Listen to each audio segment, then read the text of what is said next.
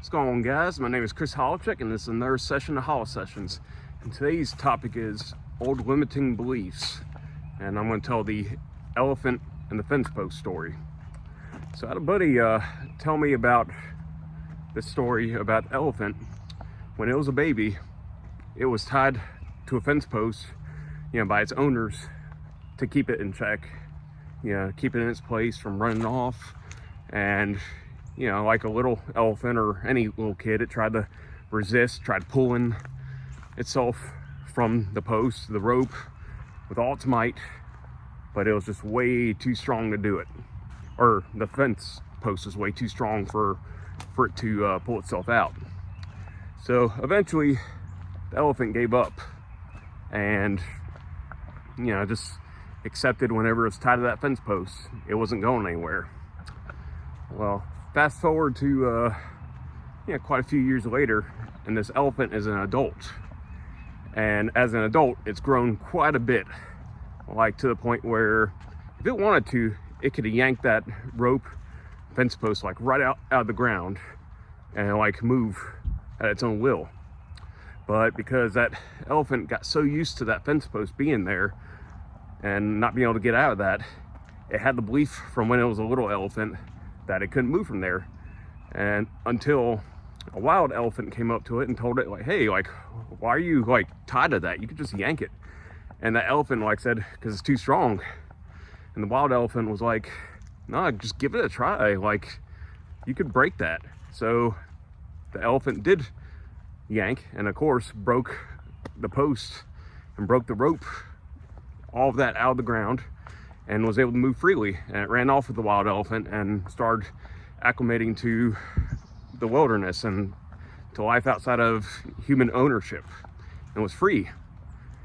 And I tell this story because it links to a lot of us. We have old limiting beliefs from our childhood or just a traumatic event that, that one time something bad happened and we had to, stop trying at something or make ourselves smaller in that situation because we couldn't get out of it. And I wanted to bring this up as an example. I was thinking back to this past Christmas. I went back home to see a bunch of family. And granted, it was kind of a sad year for my family. We had lost a lot of people. And I felt a little bad because I actually had, despite my injury, I had like one of my best years.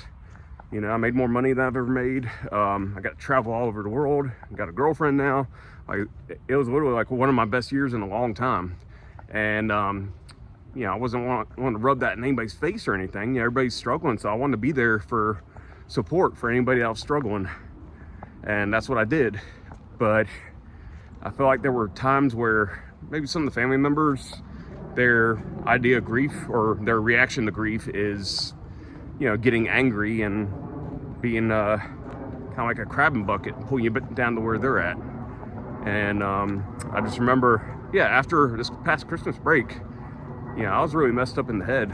Like, there was a point in time where I didn't realize it, but I was actually disassociating from where I was at. Like, I have an aunt who's a ex-cop. She's elderly and maybe not as physically able as she was back in the day, but she still has that sharpness, that observation of a cop.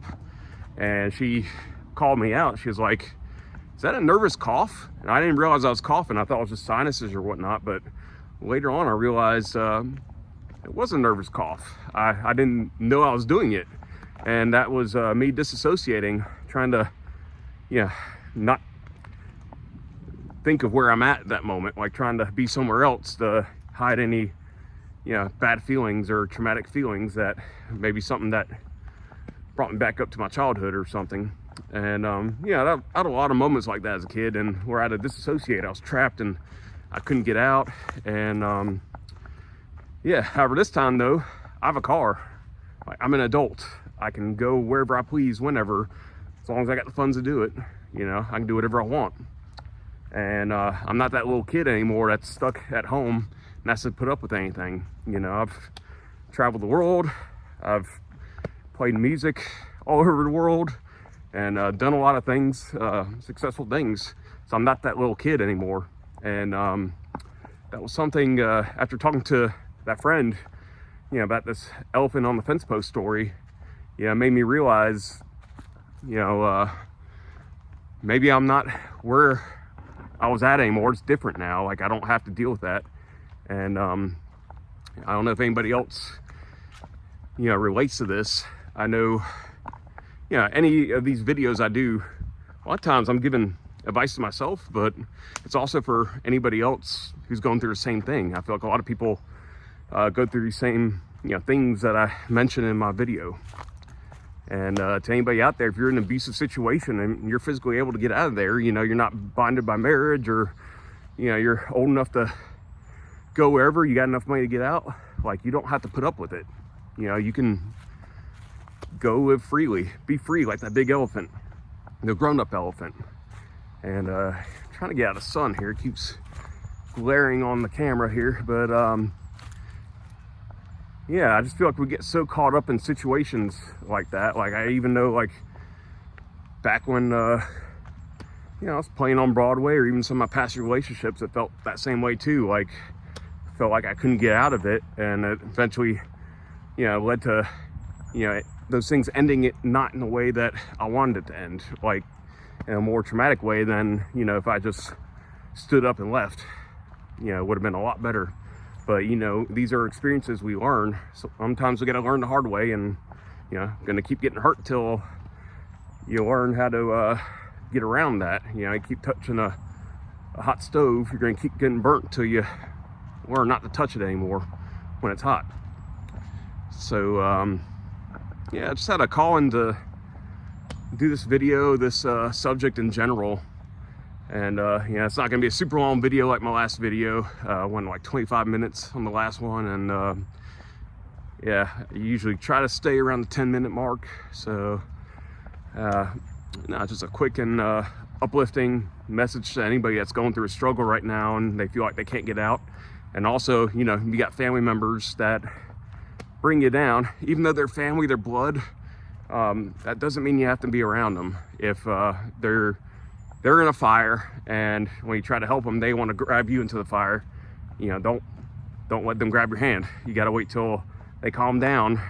I think a better example would be when I was a lifeguard. When somebody's drowning, you're taught to like go and throw your flotation device there for them to grab onto. You don't go up to them, because if you go up to them in person, they're going to try to grab you and bring you down too, because they're freaking out. And that can make you drown as well.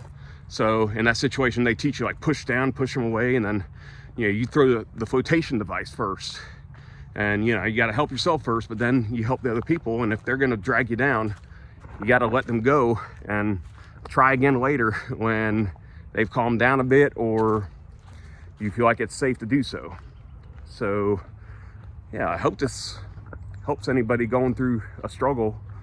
It just came to mind today, and I wanted to release this for this coming Monday. And by the way, if you're watching this on the day I release it, Monday, March 2nd, I do have a show tonight at 7 p.m.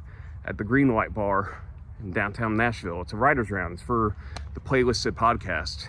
It's like my first live gig I've done in almost 2 years. So if you're in town, I'd love to come see you. And if not, I'm pretty sure it's online on Spotify.